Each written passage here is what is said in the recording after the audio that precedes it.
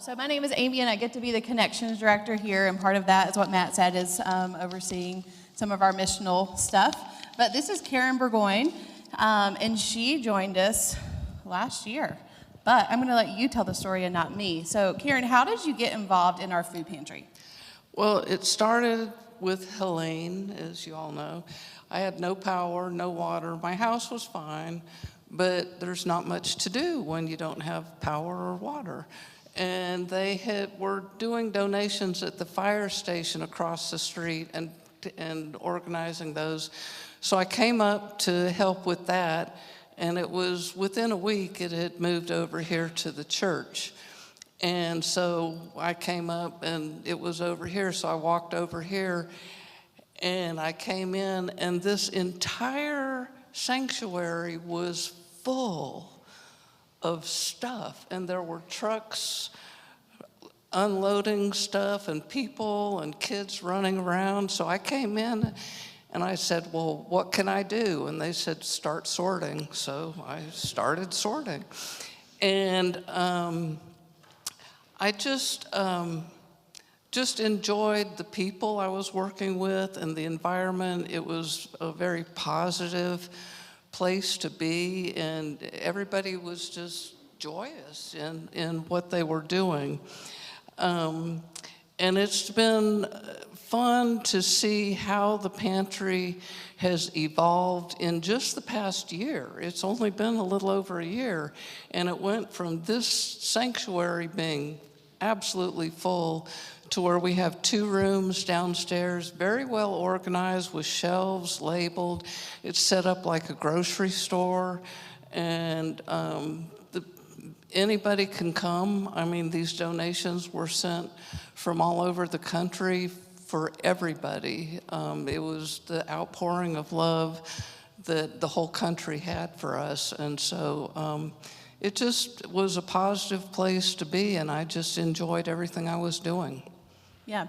So what Karen didn't say is she was not part of our church before that. She was a community member, and I was like, who is this lady who just keeps showing up? Like, who is she? You know, and I learned, I'm like, oh, that's Karen. And then she just kept showing up. I mean, more than our own folks, probably more than even me. So that's a fun, great way just to see how this church building alone and the things that God is doing in and through it has drawn in the community. But I want to ask you, Karen, what have been a positive, like some or one positive thing that you've seen in your own personal life since serving in the pantry? Well, the 2 things, it's really renewed my faith in so many things, because as I said, the outpouring of love from the entire country was just so heartwarming, and you couldn't help but feel the love when you were here. And then the people serving the pantry just in the past year, the number of people helping has doubled, and hopefully will continue to increase.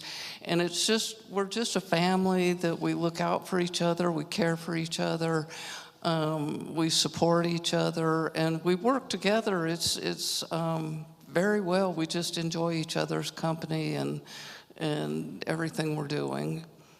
Yeah, so if I were to put words in your mouth, you found home and family. Yes. Yeah. So church, this is what you're part of. Yes, we serve, so far since last January alone, that's when we moved from a distribution center to a food pantry. We've served that we can count 158 households. So a household can have 1 person, it can have 6, like it can have as many. So 158 households. Of those, as of today, 70 of those families are still active, meaning they've come at least once in the last 6 weeks.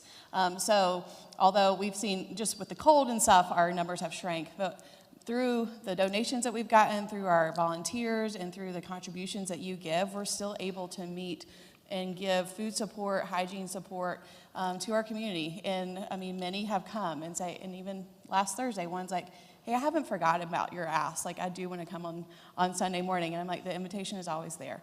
So it's a great open door that we have as a church for folks who just may not be ready to come yet on Sunday morning, but they'll come on Thursdays. So thanks, Karen, for all you do. I love hearing the internal just ministry that's happening, like for us internally, but also it's a much bigger ministry that God has blessed us with, and I feel like continues to bless.